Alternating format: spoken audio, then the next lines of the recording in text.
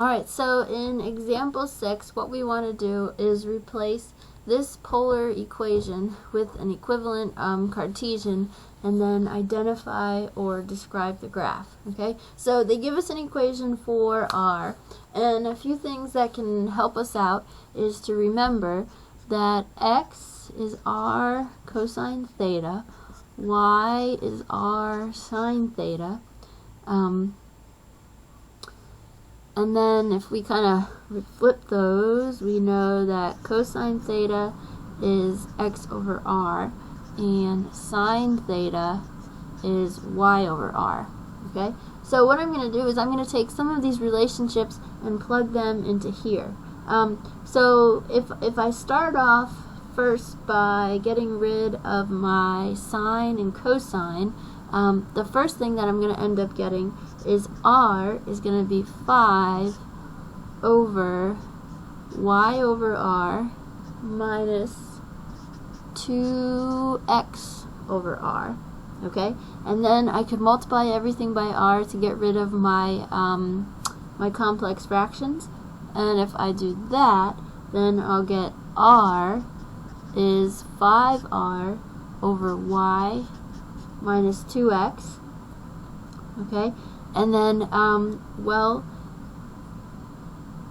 and actually let's just have an arrow there so we show the difference from one step to the next instead of an equal sign. Now this r, so we have r equals 5r over y minus 2x.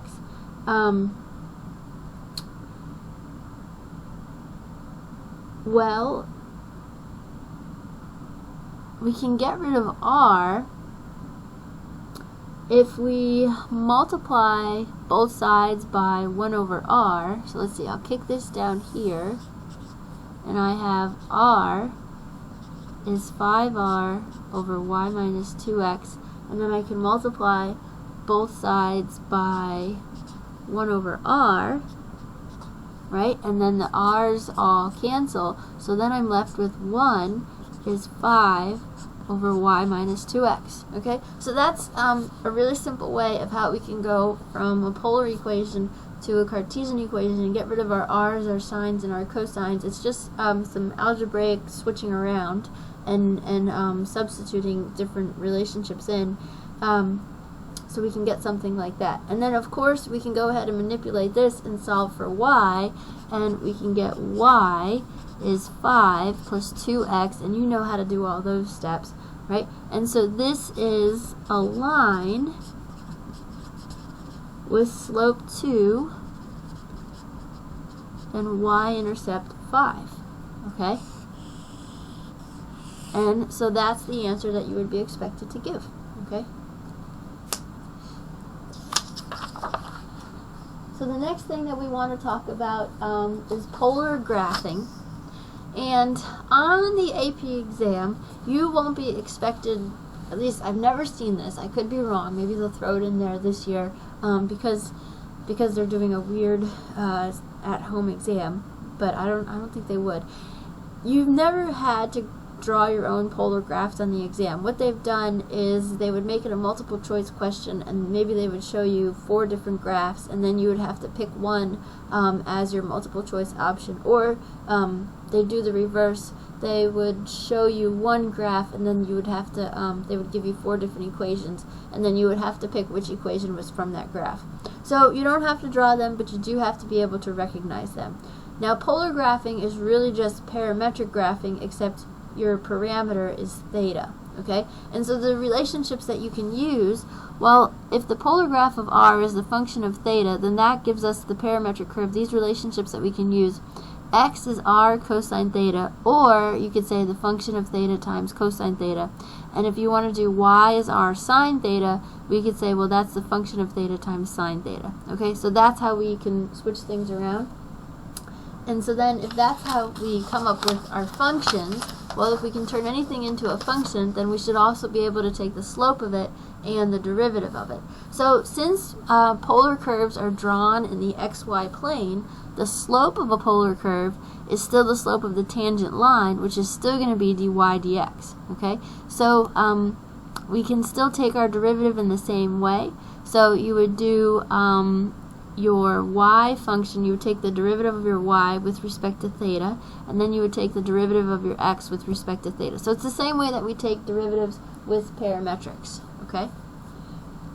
And so then that brings us to the last example, example 7. And so what we want to do here is find the slope of the rose curve, r equals 2 sine 3 theta, at the point where theta is pi over 6. Okay? So what we can do is use parametric equations of polar curves. So let's see, we're going to need a few pieces of paper for this example.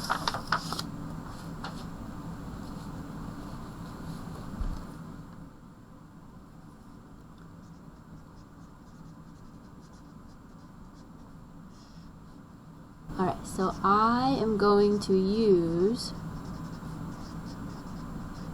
parametric equations of polar curves. So y, we know, is a function of theta times sine theta. So in this case, it's going to be 2 sine 3 theta multiplied by another sine theta. So then the derivative of that with respect to theta is going to be 6 cosine 3 theta sine theta plus 2 sine 3 theta cosine theta. Okay, so because I had these things multiplied together, I had to use my product rule and my chain rule. And then x is a function of theta times cosine of theta. So in this case, we'll have 2 sine 3 theta cosine theta. So then the derivative of that with respect to theta is going to be 6 cosine 3 theta cosine theta minus 2 sine 3 theta sine theta. Okay, so then our derivative with respect to x, okay, so what we would do is we would take this divided by this is going to be 6 cosine 3 theta sine theta plus 2 sine 3 theta cosine theta all over 6 cosine 3 theta cosine theta minus 2 sine 3 theta sine theta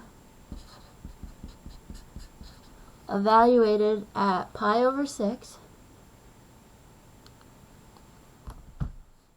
Okay, and so if we take pi over 6 and plug this all in, well, simplifying all of that is going to give us something like 2 times 1